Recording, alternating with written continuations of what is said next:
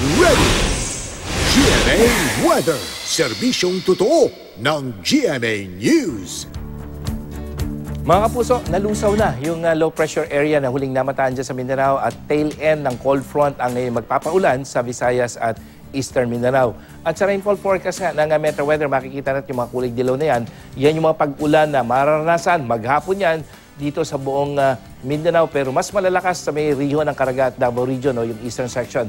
Gayun din sa Visayas, may mga pag-ulan dyan sa eastern Visayas, central at ilang bahagi ng western section.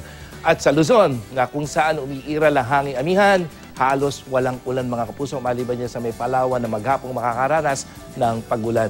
Babala ng Pag-asa, mataas ang banta ng baha at landslide sa Caraga Region na kinabibilangan naman ng mga probinsya ng Dinagat, Agusan del Norte, Agusan del Sur, Surigao del Norte at Surigao del Sur.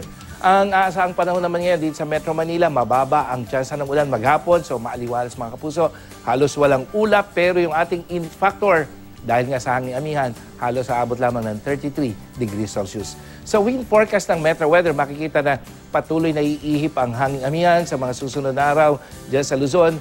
Pero yung tail end of cold front, mananatili dito sa may Visayas at Mindanao na siyang dapat pag-ingatan at I am ready mga kapuso dahil kahit wala pong low pressure area, magdadala ng mga pag-ulan. At bungsod ng amihan, matataas ang alon dyan at peligroso para sa mga maliliit na sakit pandagat ng Pumalaot.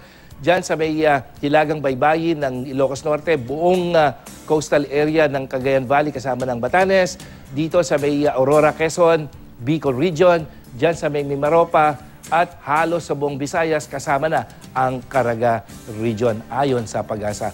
At ito alas 2 ng madaling araw mga kapuso, naitala ang temperatura sa Quezon City, 23 degrees Celsius, sa Baguio mas malamig 14 degrees Celsius at sa Tanay 19.8 degrees Celsius. At yan ang latest mula sa GMA Weather. Ako po si Nathaniel Cruz. Magplano para sigurado. I am ready. Serbisyong totoo ng GMA News.